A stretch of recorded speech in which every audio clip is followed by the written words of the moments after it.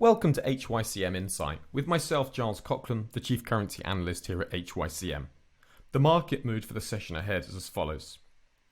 Nike Inc. is an American multinational corporation that is engaged in the design, development, manufacturing, and worldwide marketing and sales of footwear, clothing, equipment, accessories, and services. The shares are entering a strong time of the year. From February the 18th through to February the 26th, the shares have gained 12 times in the last 14 years, if you discount the odd year in 2020, which was understandably weak on COVID-19 disruption.